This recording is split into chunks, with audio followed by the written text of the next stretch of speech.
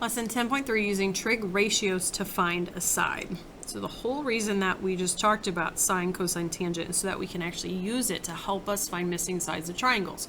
We talked about the most basic way to find missing sides is Pythagorean theorem, but you have to have 2 of the 3 sides known. And in this one, I only have the side of 2.5 that I know. Then we could use special right triangles, which are either 30, 60, 90 or 45, 45, 90, and you'll see that this angle is a 41. So I can't apply those rules either. I don't have an altitude, so it looks like I would be stuck to figure out this hypotenuse length. But I'm not, because what I'm going to do is look from this angle and see what sides I have. This is called the opposite side. This is the hypotenuse. So which, I'll write it out. So, ka, toa. Which trig ratio would I use if I have opposite and hypotenuse? That would be sine. So I'm going to say sine, S-I-N, of my angle equals opposite over hypotenuse. Now this becomes an equation. Sine of 41 is a value. So you have to get used to whenever you see this, this is a value, and x's are unknown. So when I try to solve this equation, I'm going to multiply by x to get it out of the denominator. So then I get x times sine of 41 equals 2.5. Whenever I have x times something, I'm going to divide by sine of 41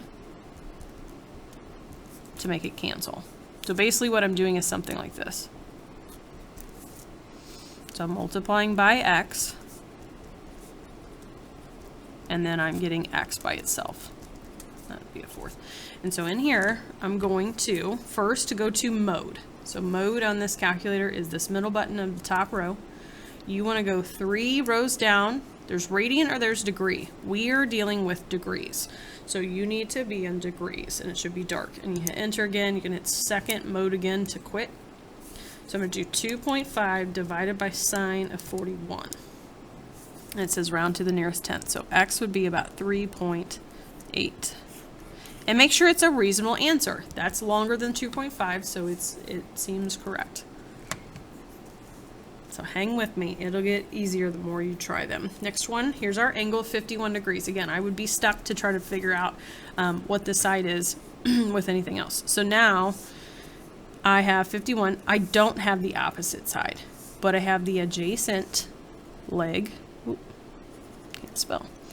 I have the adjacent and I have the hypotenuse. So go back to your 3 options. Adjacent and hypotenuse would be cosine. So I'm going to put cos, cosine of my angle, is adjacent over hypotenuse. Multiply by x to solve, because again, this is a value. Cancel out x. And then I want to divide away the cosine of 51. So I've got 5.3 divided by cosine of 51. So that's about 8.4 is the length of that hypotenuse.